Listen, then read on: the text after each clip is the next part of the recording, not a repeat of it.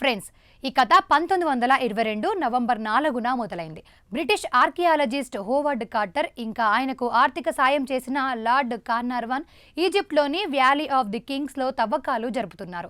అకస్మాత్తుగా వారికి మట్టిలో కూరుకుపోయిన ఒక మెట్టు కనిపించింది.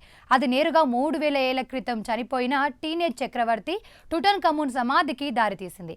ఆ సమాధి లోపల ఉన్న సంపద చూసి ప్రపంచమే షాక్ అయింది.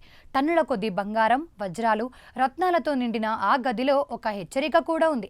ఎవరైతే రాజ్య ప్రశాంతతకు భంగం కలిగిస్తారో మృత్యువు తన రెక్కలతో వారిని వెతుక్కుంటూ వస్తుంది అని అక్కడ రాసి ఉంది.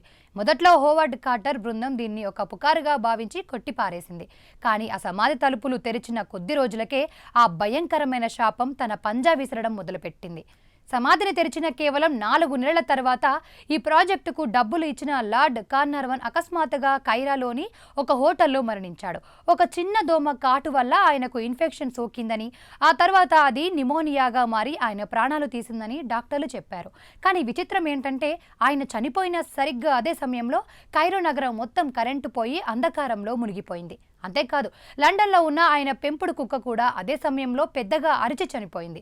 ఈ వార్త ప్రపంచవ్యాప్తంగా దావాగ్నిలా వ్యాపించింది.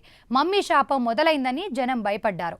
లార్డ్ కార్నర్వన్ ముఖం మీద ఎక్కడైతే దోమ కుట్టిందో టుటన్ఖమూన్ మమ్మీ ముఖం మీద కూడా సరిగ్గా అదే చోట ఒక మచ్చ ఉండటం అందరినీ వణికించేలా చేసింది. లార్డ్ కార్నర్వన్ మరణం కేవలం ఒక ఆరంభం మాత్రమే. ఆ సమాధిని చూసిన జార్జ్ జే గౌల్డ్ అనే అమెరికన్ బిలియనీర్ వచ్చిన మరుసటి రోజే జ్వరంతో చనిపోయాడు. సమాధి లోపల ఎక్స్రే తీసిన రేడియాలజిస్ట్ సర్ ఆర్కిబాల్డ్ రీడ్ ఆ ఎక్స్రే తీసిన కొద్ది రోజులకే వింత వ్యాధితో మరణించాడు. Howard Carter secretary Richard Bethell కూడా ఒక రాత్రి నిద్రలోనే మరణించాడు. ఇలా సమాధితో సంబంధం ఉన్న సుమారు 22 మంది తక్కువ కాలంలోనే వింతైన పరిస్థితుల్లో మరణించారు.